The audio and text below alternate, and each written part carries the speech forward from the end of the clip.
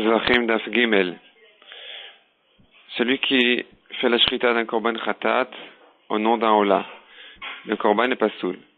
Cependant, s'il a fait la shrita du khatat en tant que choulin, le korban est kasher. La Gemara explique que puisque khatat et ola sont deux korbanot concurrents, donc si le khatat confronte le ola, il y a un frottement entre les deux shemot, le nom du khatat et le nom du ola, et ça c'est pour ça le korban.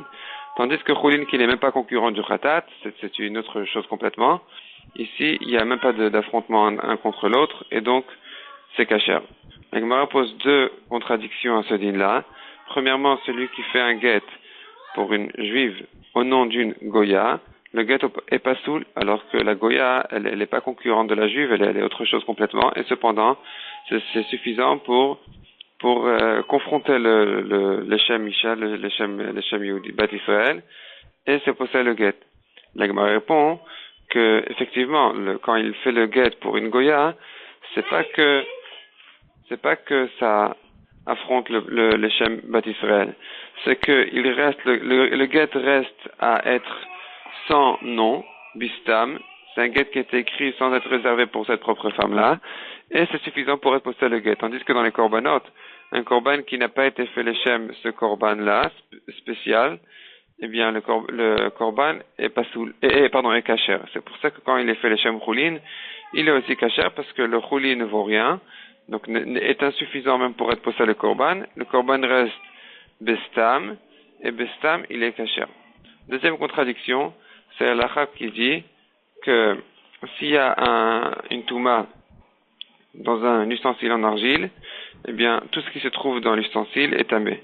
Mais ce qui se trouve dans l'ustensile n'est pas tamé. Ce que la Gemara dit, tocho tamé, tor tocho, taor. Donc, si il y a de la nourriture dans une cruche en argile qui se trouve dans le four en argile, et la cruche, elle dépasse par en haut, toutes les nourritures qui se trouvent dans la bouteille, donc supérieure, est taor. Et la dit que non seulement si c'est en argile, mais même si c'est en métal, c'est taor, la nourriture qui se trouve dans ce métal-là, cette bouteille en métal qui se trouve dans le four en argile, eh bien, la nourriture est théora. Et là se pose la question, pourtant, l'argile, je comprends qu'il est concurrent de l'argile, et donc il est suffisant pour sauver ce qui se trouve à l'intérieur.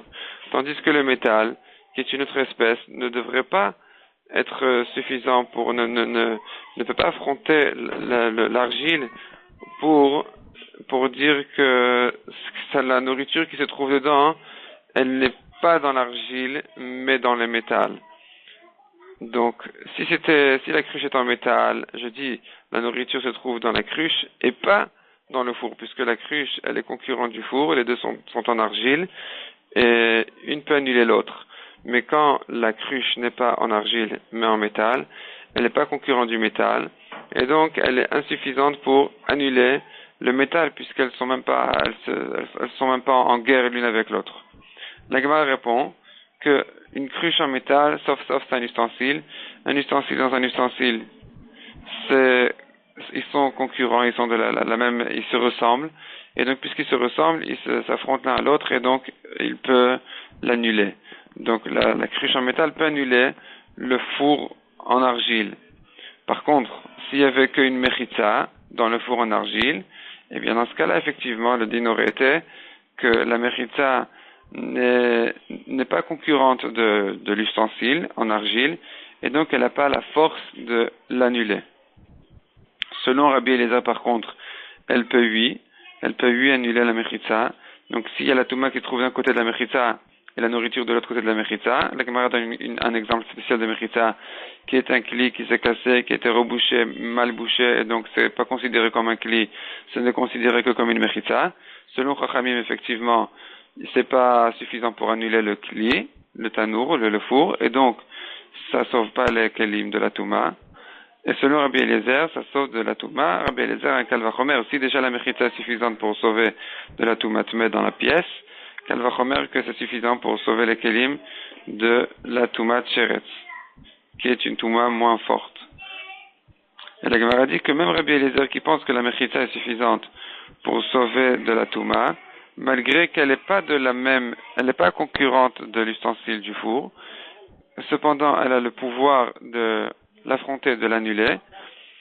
Rabbi Eliezer, cependant, est d'accord, il est modé, à propos des korbanot, qu'un korban qui a été fait Leshem Choulin, malgré qu'a priori on aurait dû dire, on aurait dû dire un Kalvachomer, si déjà les Kodashim, un korban peut annuler le korban, donc c'est-à-dire un Khatat Leshem Ola est annulé, le Ola annule le Khatat, Kalvachomer que Khatat Leshem Choulin, que viendrait le Choulin pour annuler le Khatat. Cependant, Rabbi Eliezer est modé ici d'une Gzerat Akatouv que seuls les Kodashim peuvent annuler les Kodashim, donc Khatat Leshem Ola, mais pas les Choulin. Donc un korban qui a été fait Leshem Choulin, on apprend du Pasuk que le korban est kasher. Un deuxième sujet de la Gemara, du Daf, un Khatat qui a été fait Leshem, un autre Khatat, par exemple celui qui a fauté, qui a mangé la graisse interdite, et celui qui a fait la Shrita du Khatat, il a fait en tant que Khatat pour pardonner la faute de quelqu'un qui a mangé du sang, qui a bu du sang. Donc Khatat Leshem Khatat, une autre Khatat, c'est kasher. Par contre Khatat Leshem Ola, c'est pas soul. La Gemara demande que on voit l'inverse, celui qui fait un Khatat Leshem, donc Reuven il est chayav Khatat, il a fait Leshem Shimon. Si Shimon il est aussi chayav Khatat, c'est pas soul. S'il est chayav Ola, c'est kasher. Donc ici c'est l'inverse. Tout à l'heure on a vu Khatat Leshem une autre Khatat, c'est kasher. Ici on voit Khatat Leshem une autre personne qui est chayav Khatat, c'est pas soul. Tout à l'heure on a vu Khatat Leshem Ola, c'est pas soul. Et ici on voit Khatat Leshem celui qui est chayav Ola, c'est kasher parce que de toute façon ils sont même pas concurrents, celui qui est chayav Khatat avec celui qui est chayav Ola, et donc ils s'affrontent pas, ils se frottent pas, ils peuvent pas l'annuler. Répond la Gemara, il y a une Gzerat Akatouv qui dit qu'il faut avoir l'intention d'être mechaper sur la personne qui est chayav le korban, sur lui et pas pardonner son ami. Son ami, c'est son ami qui lui ressemble, qui est chayav du même korban, mais s'il est chayav d'un autre korban, c'est pas grave d'avoir une intention pour la personne qui est chayav de l'autre korban. Troisième question de la Gemara, troisième sujet. On a vu donc celui qui est chayav khatat, un khatat qui a été fait leshem une autre personne, qui n'est même pas chayav khatat, qui est chayav ola, le korban est kasher. Or la Gemara demande, on a vu que la cruche en métal, elle peut sauver la nourriture qui se trouve dans la cruche, elle peut la sauver de la touma.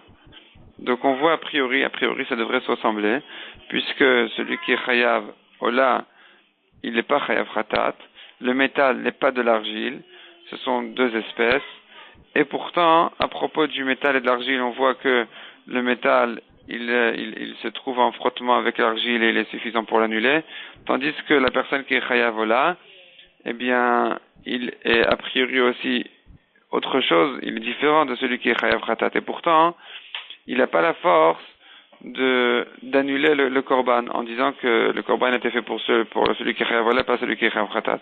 Et la Gemara répond qu'on apprend ça d'une Gzerat Akatouv, que même le métal peut sauver la nourriture qui s'y trouve, de la touma qui se trouve dans le four en argile.